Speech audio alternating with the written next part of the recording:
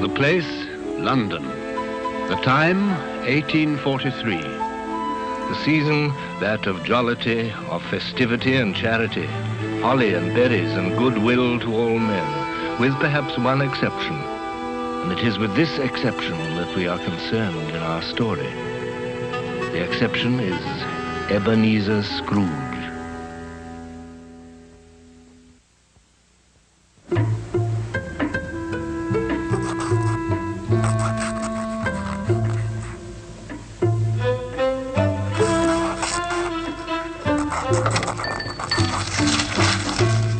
A Merry Christmas, Uncle. God save you.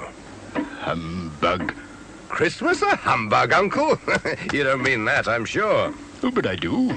Merry Christmas? What reason have you to be merry? You're poor enough. Well, come then, what reason have you to be morose? You're rich enough. Bah! Humbug. Don't be cross, Uncle. What else can I be? Out upon a Merry Christmas. If I could work my will, every idiot who goes back with Merry Christmas on his lips should be boiled in his own pudding and buried with a stake of holly through his heart. Uncle! Keep Christmas in your own way and let me keep it in mine. Don't be angry, Uncle. Come, dine with us tomorrow. Never. No, good afternoon. I'm sorry with all my heart to find you so resolute. But I'll keep my Christmas humor to the last. So, a Merry Christmas, Uncle. And a Happy New Year. Good afternoon. And a Merry Christmas, Mr. Cratchit. Merry Christmas, sir. Good afternoon. Scrooge and Marley's, I believe. Have I the pleasure of addressing Mr. Scrooge or Mr. Marley? Mr. Marley died 7 years ago this very night. At this festive season of the year, Mr. Scrooge, a few of us are endeavouring to raise a fund to buy the poor some meat and drink and means of warmth. But are there no prisons? Plenty of prisons. And the treadmill and the poor law, the union workhouses, they in full vigour then? Both very busy, sir. Oh, I was afraid from what you said at first that something had occurred to stop them in their useful course. I don't make merry myself at Christmas, and I can't afford to make idle people merry.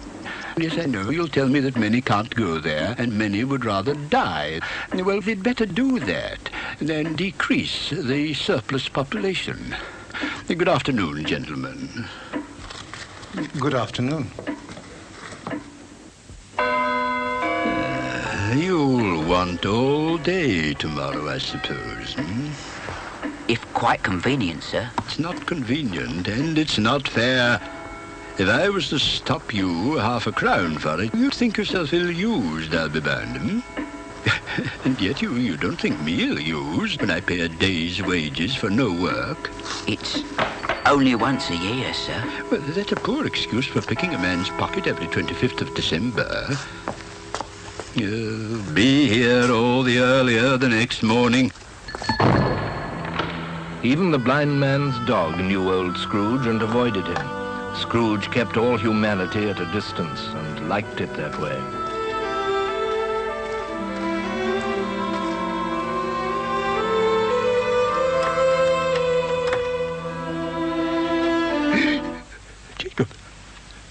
Jacob Marley.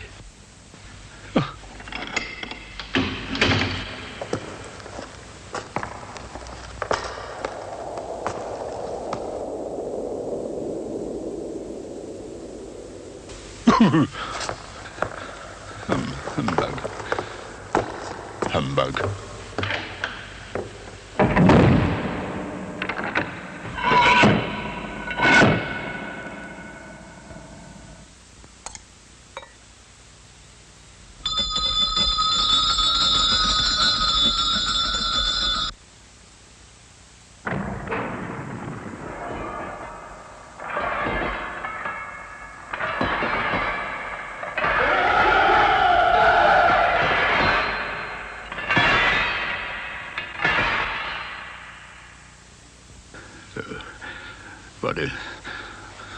What do you want with me? March, you don't believe in me. I don't.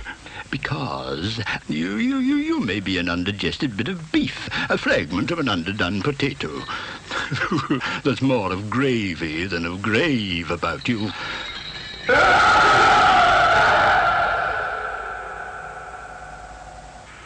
I wear the chain I forged in life.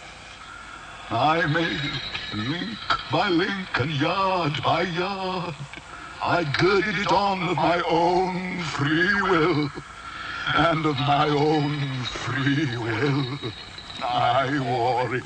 Now, you were always a good man of business, Jacob. Business! Mankind was my business.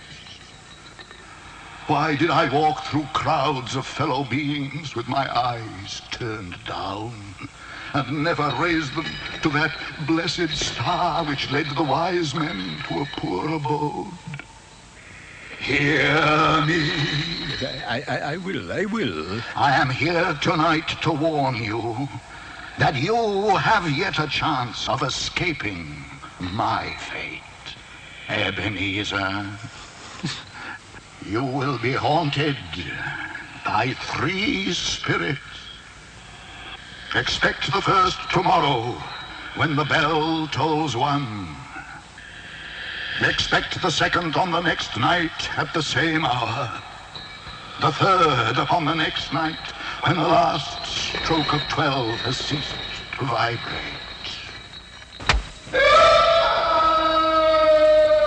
The air was filled with moaning phantoms. Their misery was plainly that they had lost the power to interfere for good in human matters.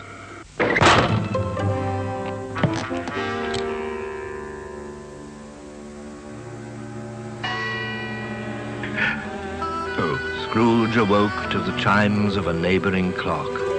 His room was flooded with light, and a hand opened the curtains of his bed. Are you the spirit, sir, whose coming was foretold to me? I am. Who and what are you? I am the ghost of Christmas past. Long past? No, your past. What brings you here? Your welfare. Rise and walk with me. Good heavens. I was a boy here. Your lip is trembling. What? And what is that upon your cheek? Nothing. Nothing? These are but shadows of the things that have been. They have no consciousness of us. The school is not quite deserted. A solitary child, neglected by his friends, is left there still.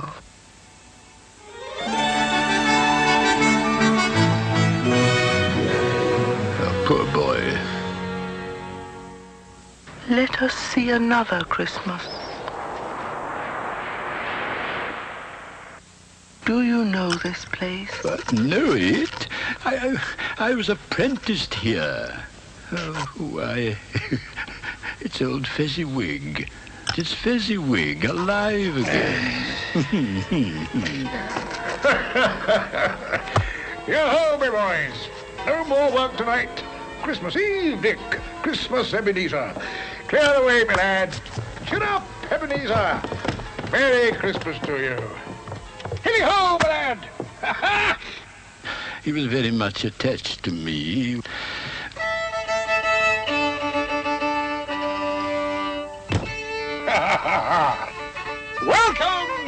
Welcome, everybody.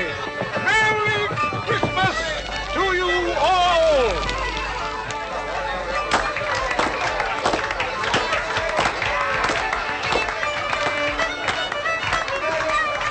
A small matter to make these silly folks so full of gratitude. Small?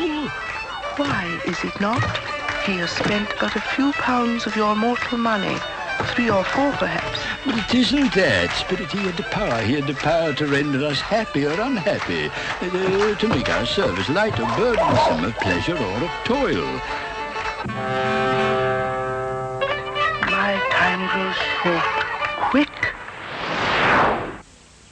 You are changed. You fear the world too much. There is nothing as hard as poverty, so I pursue wealth. I have seen your nobler aspirations fall off one by one until the master passion, gain, engrosses you. Our contract is an old one. I can release you. Have I ever sought release? In words? No, never. In what then? In a changed nature, in an altered spirit. May you be happy in the life you have chosen. Oh, Spirit, why would you delight to torture me? I told you these were shadows of the things that have been, that they are what they are. Do not blame me. Take me back. Haunt me no longer.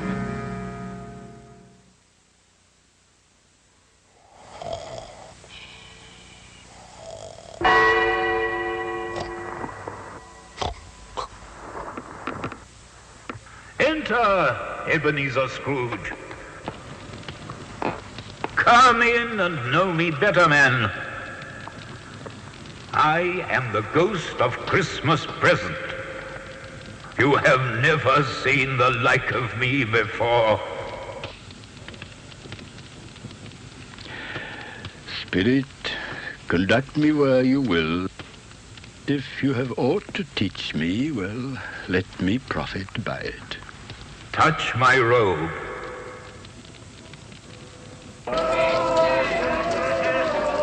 As they walked, the spirit shed from his torch a few drops of good cheer on the passers-by. They stopped to bless the humble dwelling of the Cratchit family.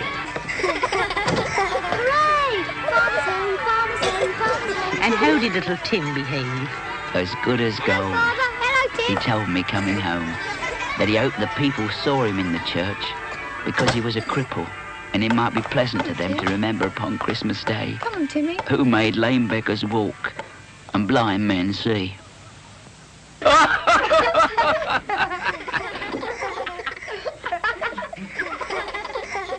The little boy is lost in the snow.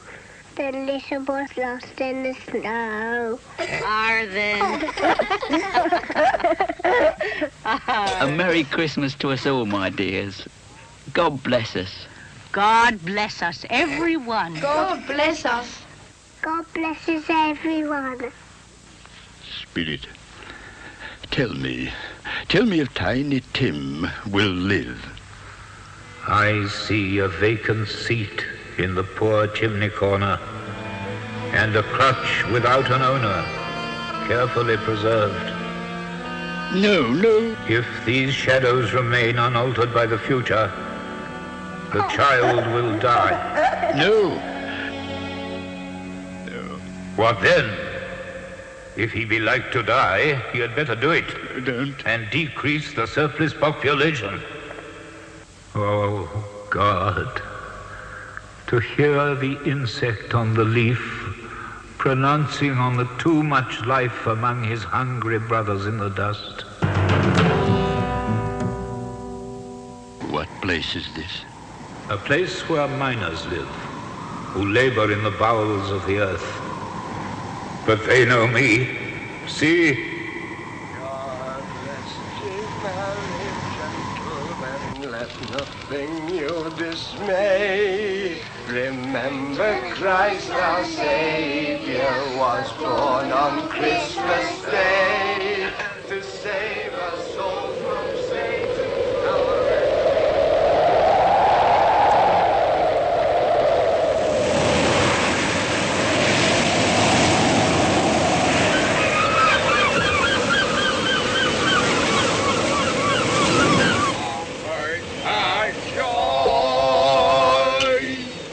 God rest ye merry gentlemen, let nothing you dismay. Was born on Christmas night to save us all from Satan's path when we have gone astray.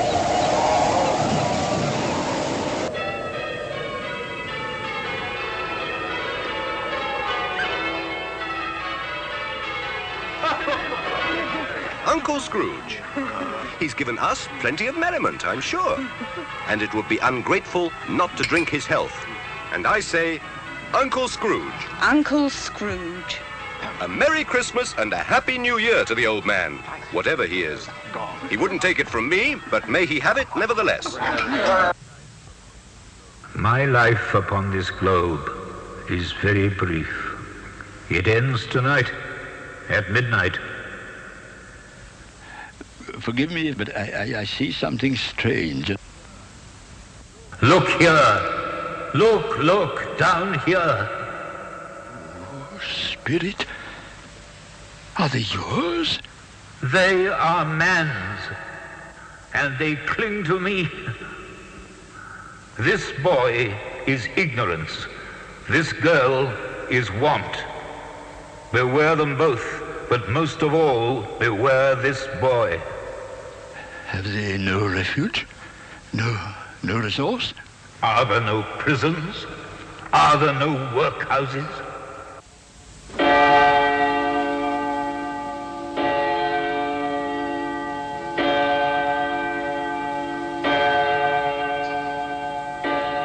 I am in the presence of the ghost of Christmas yet to come. You are about to show me shadows of things that have not happened, but will happen in the time before us. Is that so, Spirit? Ghost of the future, I fear you more than any spectre I have seen.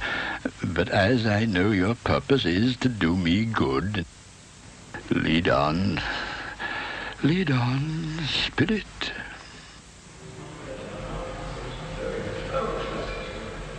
Old Scratch has got his own at last, I hear. Why, what was the matter with him? God knows. It's likely to be a very cheap funeral. I don't mind going if a lunch is provided, but I must be fed.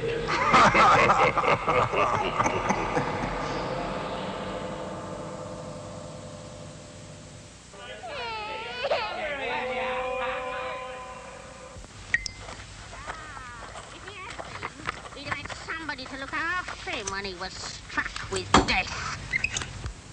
Come into the parlour. Come into the parlour. Come into the parlour. Come on. Open that bundle, old Joe.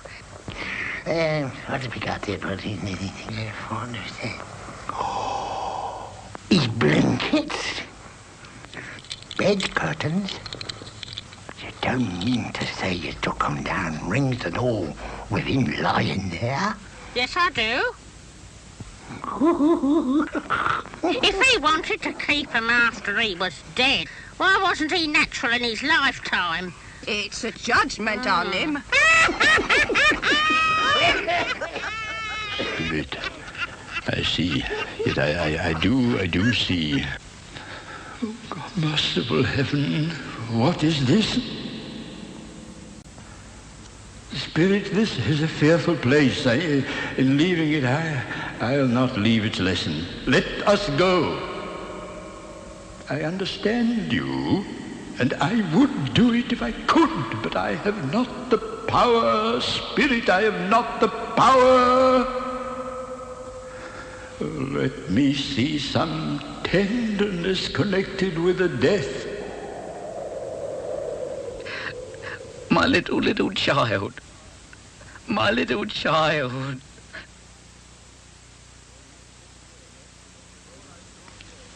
Before I draw nearer to that stone to which you point, answer me one question. Are these the shadows of the things that will be, or are they shadows of the things that may be only? Am I the man who lay upon the bed? No, Spirit. No. Spirit, I'm not the man I was. Good Spirit, assure me that I may yet change these shadows you have shown me by an altered life. I will not shut out the lessons that they teach.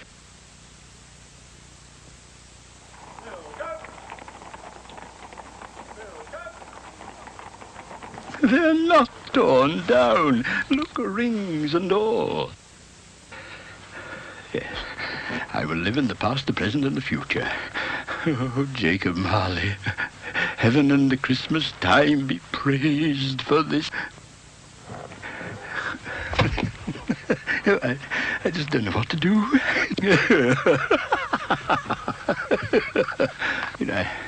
I don't know what day of the month it is. I don't know how long I've been among the spirits. I don't know anything.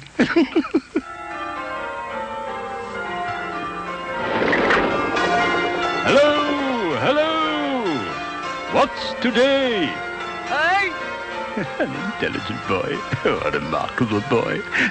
What's today, my fine young fellow? Today? Christmas Day. What? It's Christmas Day. It's Christmas Day. And I haven't missed it. The spirits have done it all in one night. Well, they can do anything they like. Of course they can.